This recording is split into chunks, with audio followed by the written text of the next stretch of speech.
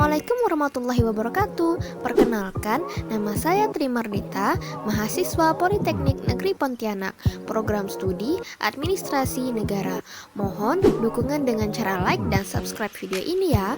Dukungan Anda sangat berarti bagi kami untuk memenuhi tugas kuliah dan menambah semangat menciptakan konten yang lebih bermanfaat.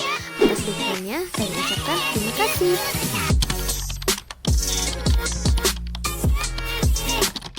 Menjelaskan tentang sistem pembinaan karir pegawai negeri sipil. Pembinaan PNS dilakukan berdasarkan sistem prestasi kerja dan sistem karir serta dititik beratkan kepada sistem prestasi kerja. Sistem prestasi kerja adalah sistem kepegawaian untuk pengangkatan seseorang dalam suatu jabatan didasarkan atas kecakapan dan prestasi yang telah dicapai. Sedangkan sistem karir adalah sistem kepegawaian untuk pengangkatan pertama seseorang didasarkan atas kecakapan. Dalam pengembangan yang lebih lanjut, pengalaman, kesetiaan, pengabdian, dan syarat-syarat objektif lainnya turut menentukan. Selanjutnya adalah manajemen pegawai negeri sipil. Apa sih itu manajemen PNS? Manajemen PNS adalah keseluruhan upaya untuk meningkatkan efisiensi, efektivitas, dan derajat profesionalisme penyelenggaraan tugas, fungsi, dan kewajiban yang meliputi perencanaan, pengadaan, pengembangan kualitas, penempatan, promosi, penggajian kesejahteraan, dan pemberhentian. Fungsi-fungsi manajemen PNS yaitu yang pertama, perencanaan atau formasi PNS, yang kedua, pengadaan PNS, yang ketiga, pengembangan PNS atau diklat PNS, yang keempat, penilaian atau DP3 dan pengujian kesehatan PNS, yang kelima, penghargaan atau kenaikan pangkat, pengangkatan dalam jabatan, dan satya lencana karya satya, yang keenam, pemberhentian dan kesejahteraan seperti pemberhentian, pensiun, pemeliharaan kesehatan, dan lain sebagainya. Formasi PNS yaitu jumlah dan susunan pangkat PNS yang diperlukan dalam suatu satuan organisasi negara untuk mampu melaksanakan tugas pokok dalam jangka waktu tertentu. Tujuan formasi yaitu agar dalam satuan organisasi negara dimaksud dapat mempunyai jumlah dan mutu pegawai sesuai dengan beban kerja yang diperlukan. Dasar penyusunan formasi yaitu formasi disusun berdasarkan analisis kebutuhan dan penyediaan pegawai sesuai dengan jabatan yang tersedia dengan memperhatikan norma standar dan prosedur yang ditetapkan oleh pemerintah. Dalam melaksanakan analisis kebutuhan didasarkan pada yang pertama, jenis pekerjaan, yang kedua, sifat pekerjaan, yang ketiga, analisis beban kerja, yang keempat, prinsip pelaksanaan pekerjaan. Jenis formasi PNS dibagi menjadi dua. Yang pertama yaitu formasi PNS pusat dan yang kedua yaitu formasi PNS daerah yang terdiri dari formasi PNS daerah provinsi, formasi PNS daerah kabupaten, dan formasi PNS daerah kota. Selanjutnya yaitu penetapan formasi PNS.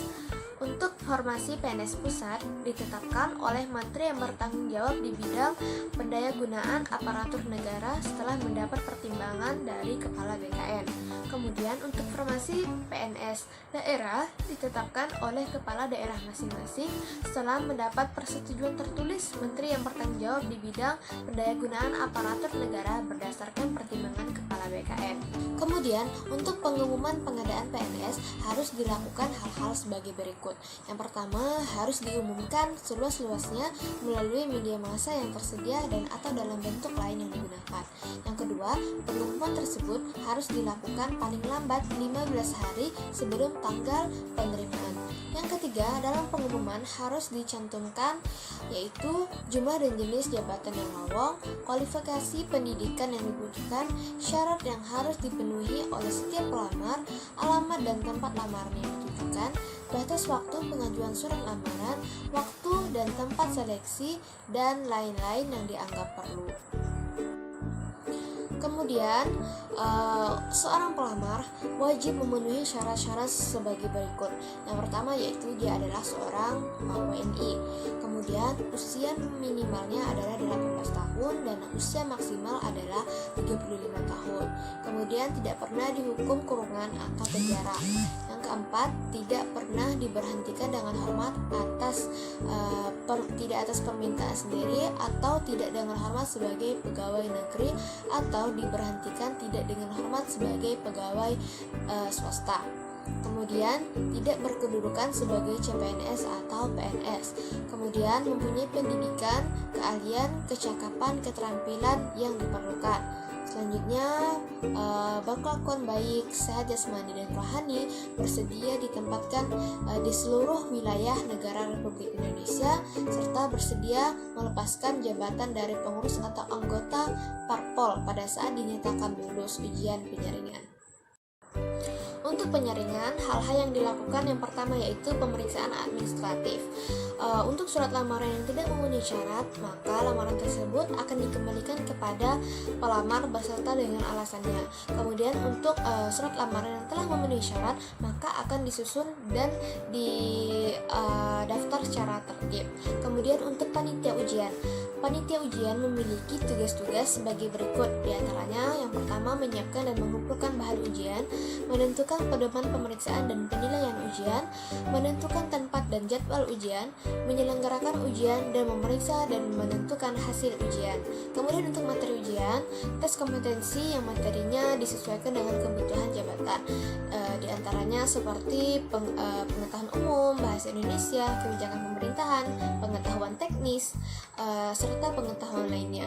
Kemudian untuk ujian, untuk menjamin objektivitas, maka ujian dilaksanakan secara tertulis. Namun apabila perlu diadakan ujian lisan seperti wawancara dan lain sebagainya, maka hal tersebut dapat dilakukan sebagai ujian keterampilan. Selanjutnya yaitu pengumuman pelamar yang diterima. Untuk pengumuman dibuat dalam media cetak dan diberitahukan secara tertulis kepada peserta pengumuman, seperti memuat kapan, di mana, kepada jabatannya, waktu selambat-lambatnya, dan lain sebagainya. Selanjutnya yaitu pengangkatan. Untuk pelamar yang dinyatakan lulus atau diterima, wajib melengkapi dan menyerahkan kelengkapan administrasi sebagai berikut. Yang pertama yaitu fotokopi STTB atau ijazah yang disahkan oleh pejabat yang berwenang, kemudian daftar riwayat hidup, kemudian pas foto ukuran 3x4 sebanyak 6 lembar, kemudian surat keterangan berkelakuan baik dari Polri, kemudian surat keterangan sehat jasmani dan rohani dari dokter, kemudian asli kartu pencakar dari kantor departemen atau dinas tenaga kerja, kemudian surat pernyataan tentang yang pertama tidak pernah dihukum penjara atau kurungan, yang kedua tidak pernah diberhentikan dengan hormat tidak atas permintaan sendiri atau tidak dengan hormat sebagai pegawai negeri atau diberhentikan tidak dengan hormat sebagai pegawai swasta, yang ketiga tidak berkedudukan sebagai CPNS atau PNS, dan yang keempat bersedia diletakkan di seluruh wilayah NKRI. Selanjutnya yaitu golongan ruang. Golongan ruang yang ditetapkan untuk pengangkatan sebagai CPNS pada saat melamar, memiliki dan menggunakan ijazah yang dimiliki adalah sebagai berikut. Selanjutnya yaitu penggajian. Gaji adalah penghasilan PNS yang terdiri dari yang pertama yaitu gaji pokok, kemudian tunjangan keluarga, tunjangan jabatan apabila menduduki jabatan tertentu, serta tunjangan lainnya yang berlaku bagi PNS. Baiklah, itu dia yang dapat saya sampaikan. Kurang dan lebihnya saya mohon maaf. Wabillahi taufiq wal hidayah. Assalamualaikum warahmatullahi wabarakatuh.